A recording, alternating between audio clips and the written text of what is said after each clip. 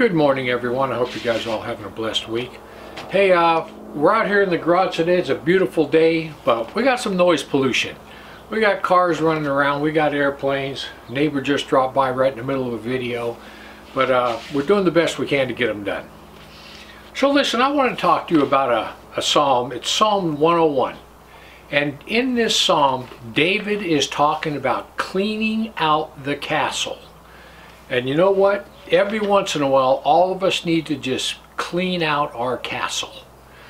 And starting with verse 2, David says, I will behave myself wisely in a perfect way. O when wilt thou come unto me? I will walk within my house with a perfect heart. I will set no wicked thing before my eyes. I hate the work of them that turn aside. It will not cleave unto me. A forward heart shall depart from me. I will not know a wicked person. Whosoever privately slanders his neighbor, him will I cut off. He that has a high look and a proud heart, I will not suffer. My eyes shall be upon the faithful of the land, that they may dwell with me. He that walketh in a perfect way, he shall serve me. He that works deceit shall not dwell in my house. He that tells lies shall not tarry in my sight. I will early destroy the wicked from the land. May I cut off all the wicked doers from the city. So David realizes, you know what? I want good people around me. I don't want a bunch of evil people in my castle.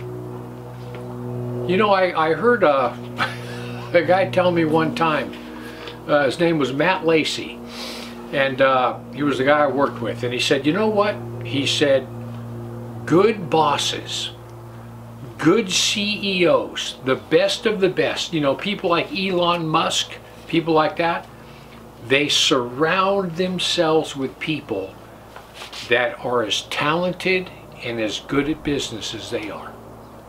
In other words, they're not in competition, they build a team. And that's what David was wanting to do in his castle. So look, verse 2, he tells us he's going to get his house in order. And he's going to get rid of anybody that's an obstacle to that order. Now verse 3, he goes on to tell us, he says, I will guard my eyes. There's a little bit of noise pollution. We got a plane going over. But anyway, David says, I will guard my eyes. I don't know if he wrote this psalm before or after Bathsheba. But if it was after Bathsheba, then obviously he learned his lesson. But it says, I will guard my eyes. People, listen. We need to guard our eyes. Especially television, what we watch on television, what we watch on our cell phone, and most of all, things that we let that little mouse click on. We need to guard our eyes. Verse 4, he tells us to get rid of wicked people. You know, the worst people usually that's in your life, the worst people in your life are the ones you almost can't get rid of. They're relatives. Relatives are the worst, especially toxic relatives. Here's the key. If they were not your relative, would they still be a friend? Now think about that. If these people were not your relative, would you still invite them over for a barbecue?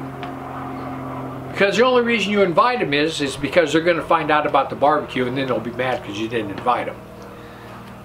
But get rid of toxic people. Just cut them off. Verse 5 says, he talks about the slanderer or the busybody. The people that talk about everybody else. Do you have friends? Do you have relatives that whenever they come over, whenever they're around you, all they do is talk about everybody else? David says get rid of them. Get rid of them. Because you know what? When they're around all your other friends and you're not there, guess who they're talking about? You.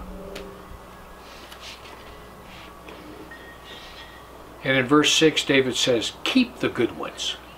Get rid of the bad ones, and whatever you do, keep the good ones. The people that you enjoy having around you, the people that add to your life, they're the ones you need to keep in your life. All the toxic people, you need to get them out of the castle. In verse 7, he tells us, he says, get rid of all liars. Get rid of all those that have a hidden agenda. The ones who always want something. How many of you have friends or relatives? And trust me, I've got several. How many of you have friends or relatives that the only time they call, the only time they ever come over, is because they want something? How many? I got people that call me up, and when they call me, I'm sitting there on the phone. Hey, how you doing? You know, what have you been up to? What are you doing? La-di-da-di-da. And you're just waiting for the big question. You're just sitting there just listening to all their small talk, but you know in just a minute they're going to say, hey, you got 200 bucks I can borrow? Or, hey, can I use your car for a couple days? You know they only call when they want something. They never call if they don't want nothing. We've all got friends and relatives like that. And David says, hey, boot them out of the castle. Get rid of them.